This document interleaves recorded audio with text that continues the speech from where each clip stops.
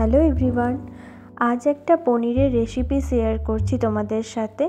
পনিরের তো বিভিন্ন ধরনের রেসিপি হয়, তবে আমি যেভাবে ইউজুয়ালি বানাই আমি সেটাই আজকে তোমাদের সাথে শেয়ার করছি। তো ফার্স্টেই আমি কিউব করে পনিরগুলো কেটে নিচ্ছি, আর এর মধ্যে বিভিন্ন ধরনের সবজি যেমন আলু, কিছুটা গাজর আর ক্যাপসিকাম আমি ইউজ করছি। আর তার সাথে মশলার মধ্যে আদা জিরে বাটা আর একটু পোস্ত বাটা আমি ইউজ করব। ফার্স্টে আমি কড়াইতে তেল গরম করার জন্য তেলটাকে ঢেলে নিয়েছি। তারপর পনিরগুলো হালকা ব্রাউন করে আমি ভেজে নিব।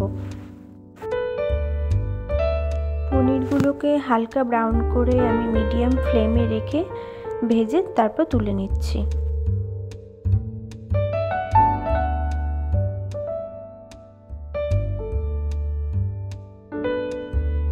পনিরগুলো আমার ভাজা হয়ে এসছে, আর তারপর আমি সেই তেলের মধ্যে গোটা গরম মশলা ফোড়ন দিচ্ছি আর তার সাথে কাঁচা লঙ্কা।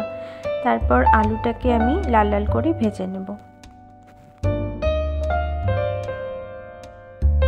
আলু ভাজা হয়ে গেলেই তার মধ্যে আমি গাজর আর তার সাথে ক্যাপসিকামগুলোও দিয়ে দিচ্ছি।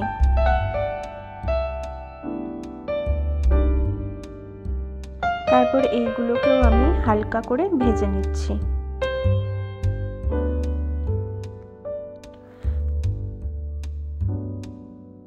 সবজিগুলো ভাজা হয়ে গেলেই তার মধ্যে আমি নুন আর পরিমাণ মতো হলুদ দিয়ে হালকা করে আবার একটু নাড়াচাড়া করে মিশিয়ে নিচ্ছি।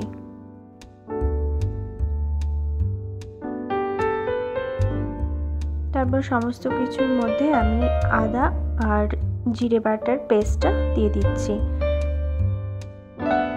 মশলার কাঁচা গন্ধটা শেষ হওয়া পর্যন্ত আমি এটাকে ভালো করে কষিয়ে নিচ্ছি।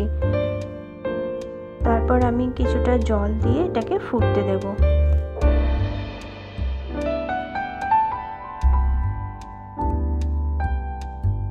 তারপর এটা ভালো করে মিক্স করে নিয়ে কিছুটা ফুটে এসে যখন জলটা কিছুটা কমে গিয়ে ঘন হয়ে যাবে, তখন তার মধ্যে আমি পনিরগুলো দিয়ে দিচ্ছি। তারপর ভালো করে আবার এটাকেও মিক্স করে নিচ্ছি। তারপর আরও কিছুক্ষণ আমি এটাকে ফুটিয়ে নেব। তারপর এর মধ্যে আমি পোস্ত বাটা দিয়ে তারপর সেটাকে মিক্স করে নিচ্ছি। সব কিছু একসাথে মিক্স করে নিয়ে কিছুটা আরও ঘন হয়ে আসলে আমার পনির একদম রেডি হয়ে যাবে। তো এটা হচ্ছে পনিরের ফাইনাল লুক।